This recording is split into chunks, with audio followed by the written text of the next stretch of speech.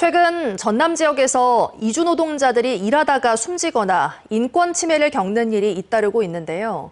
이주 노동자들이 직접 피해를 호소하고 나선 가운데 전문가들은 제도 개선이 절실하다고 입을 모았습니다. 김규희 기자가 취재했습니다.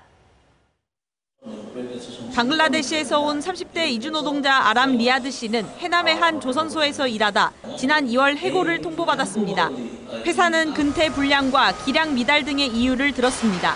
하지만 이들은 같은 국적의 중간 관리자로부터 모욕적 발언과 감시, 휴가 취소 종용 등 인권 침해를 당해왔고 이에 순응하지 않아 해고됐다고 말합니다. কোম্পানিতে কাজ করা অবস্থায় এমন কাজ করার পরও বাসায় আসার পরও উনি দালালে আমাদেরকে বিভিন্নভাবে ওনার কথা বলতো, ওগুলো আমরা না শুনলে বিভিন্নভাবে প্রেশার করতো যে আমাদের দেশে পাঠিয়ে দেবে, এই রুলস না মানলে এখানে রাখবে না, থাকতে দিবে না. 또 브로커가 평균 수수료보다 5배 넘는 비용을 내야 일할 수 있다고 속여 돈을 가로채가는 등 금전적 피해도 발생했다고 호소합니다. আমাদের কাছ থেকে 17 থেকে 20 লাখ টাকা করে নিয়েছে দালাল। যে আমাদের 2 বছরের কন্ট্রাক্ট করেছে কোম্পানিতে, কিন্তু আমরা 1 বছর যাওয়ার আগেই আমাদেরকে চাকরি থেকে বাদ দিয়ে দেওয়া হয়েছে। এখন আমরা চাকরি ছাড়া কোনো প্রকার ইনকাম নেই, খুব সমস্যার মাঝে আমাদের সময় কাটতেছে। 지난 2월 영암에서 직장 내 괴롭힘을 호소하던 이주 노동자가 스스로 목숨을 끊고 나주에서는 동료가 이주 노동자를 지게차에 매달아 학대하기도 했습니다.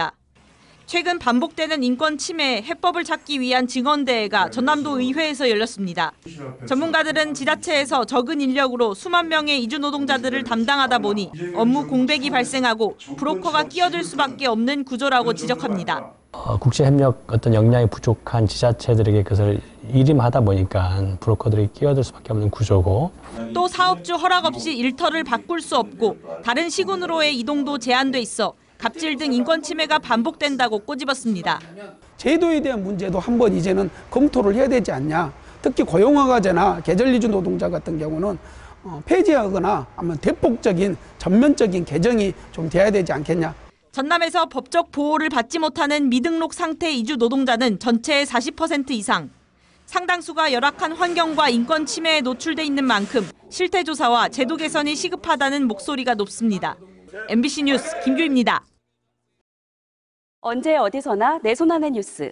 광주 MBC 뉴스 유튜브 구독으로 함께하세요.